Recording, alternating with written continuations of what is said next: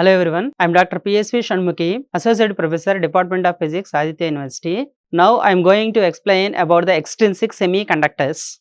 Actually, the semiconductors are classified into two categories as intrinsic semiconductors and extrinsic semiconductors. Intrinsic semiconductors are pure form of semiconductors. Okay, whereas extrinsic semiconductors are impure or doped semiconductors. At the end of this lecture, student will able to understand the crystal structure of extrinsic semiconductors, and you can also able to understand the carrier concentration of extrinsic semiconductors. Now coming to the extrinsic semiconductors, actually the intrinsic semiconductors are silicon and germanium.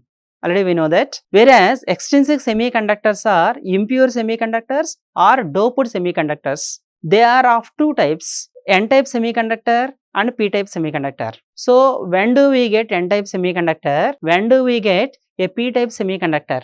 That what we are going to see now. And so in this one, coming to the crystal structure of this one, observe actually when the fifth group elements like phosphorus, the fifth group elements like phosphorus, arsenic, etc. are added to the fourth group elements like silicon, germanium crystals, then N-type semiconductor is formed. So these are the impurity atoms in this one are the pentavalent elements like phosphorus and arsenic. So when a phosphorus impurity is added to the silicon crystal, what happens? Actually in the silicon crystal, each silicon atom is containing the valency 4. There are 4 valence electrons. Of course, they are in bonding like with the other electrons, they are forming the covalent bonding. But whereas coming to the fifth group elements, either phosphorus or arsenic is added, it is containing 5 valence electrons. Observe this diagram. This phosphorus impurity is having 5 valence electrons. Out of 5 electrons, 4 electrons are forming 4 covalent bonds with the neighboring silicon electrons. What about the fifth electron? This is not a free electron. This is in the loosely bound state of phosphorus. So, at T is equal to 0 degree Kelvin. This phosphorus is not at all donating the fifth electron, and there are no free electrons in the silicon crystal. That's why this material also behaves like an insulator. At T is equal to 0 degree Kelvin. At T is equal to 0 K, there are no free electrons at all. Okay, now just raising the temperature, what happens? You just give a little bit thermal energy KT, give the temperature. What happens? So, first of all, this phosphorus impurity that donates the fifth electron to the crystal. That's why it is called donor impurity. It is donating an electron. Like that, all the phosphorus impurities will donate the electrons to the crystal. That's why they lie just below the bottom edge of the conduction band. Observe, this is the conduction band as usual, the valence band, and in between these two, there are some extra energy levels called donor levels or donor impurities. All these things are phosphorus impurities. At T is equal to 0 degree Kelvin. These phosphorus atoms are not ionized. Electrons are not promoted from the valency band to conduction band. That's why there are no free electrons in the conduction band, no holes in the valency band. If this material is connected to a battery, the external circuit, as there are no carriers, it will not conduct the electricity. That's why this material is also acting like an insulator. Raising the temperature, it is donating the electrons. What happens? One electron goes to the conduction band from the donor levels. Suppose one electron is going to the conduction band. What happens? This becomes P plus ion. Similarly, one more electron goes to conduction band, one more P plus ions. In that way, by raising the temperature, initially electrons will be promoted to the conduction band from the donor levels. As a result, electron density increases, ionized donor level density increases, there are no holes in the valence band. Initially at low temperatures. As the temperature increases rapidly, what happens? After completion of this ionization process, electron will go to the conduction band from the valence band, creating a hole. Again, one more electron goes to conduction band, one more hole is created.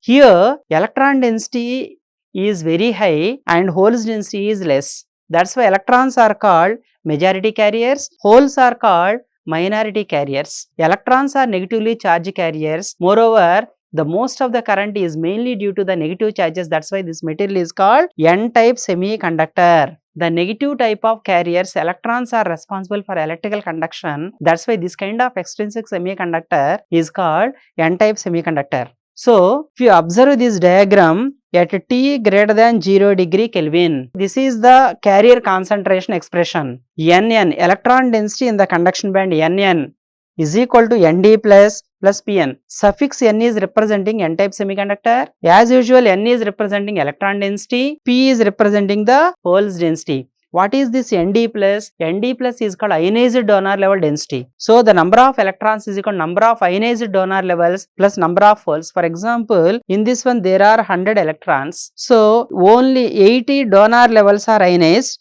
Definitely 20 holes we can find, means 20 electrons have been promoted to the conduction band from the valence band. The number of electrons is equal to number of ionized donor levels plus number of holes. Once you observe this equation, number of negative charges is equal to number of positive charges. Charge is neutralized. That may be N-type semiconductor or P-type semiconductor. It is electrically neutral. We should not take N-type semiconductor means it is negative material. Not like that. It is electrically neutral. Charge neutrality is maintained. So, this is the expression for electrical, electron density or carrier concentration. So, in the N-type semiconductor, simply the fifth group element phosphorus or arsenic is added automatically. So, at T is equal to 0 K, it is acting like an insulator. Other than 0 degree Kelvin, the phosphorus is donating the electrons. That's why we can find some electrons in the conduction band. At high temperatures, electrons are promoted to the conduction band from the valence band, and this is the expression for electron density. And similarly, coming to P-type semiconductor. So, when a P-type semiconductor is formed, as usual, the third group elements like boron and aluminum, not phosphorus. Phosphorus is the fifth group element, we get N-type semiconductor. So, boron and aluminum are added to the fourth group silicon or germanium. So, we get a P-type semiconductor. Suppose, let us take an example, aluminum is added. Aluminum is a trivalent impurity, whereas silicon or germanium is the fourth group element. Of course, to form the 4 covalent bonds, there is a deficiency of electron. So, it is indirectly taken as a whole. So, 4 covalent bonds are formed in this one. 4 covalent bonds are formed with a deficiency of electron, nothing but hole. But one thing, this hole is not a fixed one. Sometimes it may be there here, or this electron comes to this place and here hole is formed, and this electron comes to this place and hole is formed. That's why we can say this hole is in the loosely bound state. At T is equal to 0 degree Kelvin, there are no free electrons, no free holes in the crystal. Again, this material also behaves like an insulator. So, coming to the energy band diagram in this one, as usual there is a conduction band and valence band. These aluminum impurities are third group element, they are called acceptor levels. Why they are called acceptor levels? You just raise a little bit energy, electron will go to the acceptor levels, and this will be formed, means the electron from the adjacent silicon, it comes to this place, this bond will be completed, and whereas in the silicon crystal a free hole is formed. If again temperature is raised from the next aluminum, that also extracts an electron from the adjacent silicon crystal. In that way, all these impurities are boron impurities or aluminum impurities, they are accepting the electrons from the silicon crystal. That's why they are called acceptor impurities. So, for this purpose, they are lying just above the valence band edge, EV. Above the valence band edge, they lie. Observe the energy band diagram in this one. So, this is the conduction band. The lower edge of the conduction band is taken as EC, and this is the valence band. Upper edge of the valence band is taken as EV, and above this one, there are the acceptor energy levels like boron, aluminum. So, initially, there are no free electrons, no free holes, but simply raising the temperature T greater than 0 degree Kelvin, what happens? Electron will go to the aluminum impurities or boron acceptor levels. Suppose it is boron, you will get B minus, aluminum Al minus you will get. So electrons will go to these impurities, all will become ionized. After completion of, actually one electron is going to this one, what happens? Hole is created. So in that one, without creating the electrons in the conduction band, holes are created in the valence band. When this is connected to the external circuit, what happens? All these holes will produce the current or electrical conduction. The electrical conduction is mainly due to holes. Holes are positive charges. That's why this material is called a p-type semiconductor. Okay, again raising the temperature to higher levels, what happens? At high temperatures, electrons will go to the conduction band, just like intrinsic process. So you can find the electrons in the conduction band, holes are created in the valence band. You observe, now the electrons are minority carriers, holes are majority carriers. In case of n-type semiconductor, electrons are the majority carriers, holes are minority carriers in n-type semiconductor. Whereas in p-type semiconductor, holes are the majority carriers, electrons are minorities. One or two minority carriers may be there, but the most of the current is mainly due to the holes positive charges. That's why it is called a p-type semiconductor. Now coming to the holes density in the valence band. How do we write the holes density? That is denoted by Pp is equal to Na minus plus Np. What is this Pp? Suffix P is representing the type of the material, p-type semiconductor.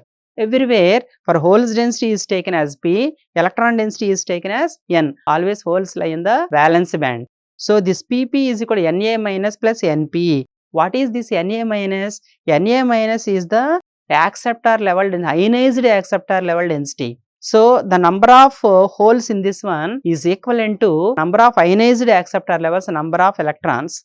You observe, as just like the previous one, if 100 holes are there, acceptor levels are ionized, definitely you can find here 20 electrons. 100 is equal to 80 plus 20. Pp is equal to Na minus plus Np. So the holes density is equal to acceptor level density plus electrons density. Number of positive charges is equal to number of negative charges. Again, the charge is neutralized. Charge neutrality principle satisfied here.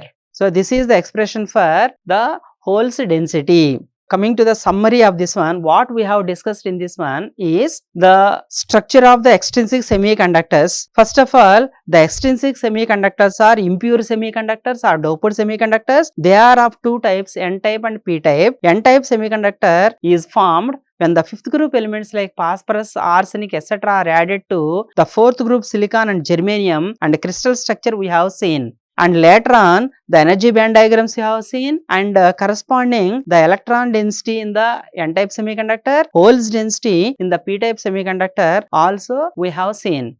Okay, thank you very much.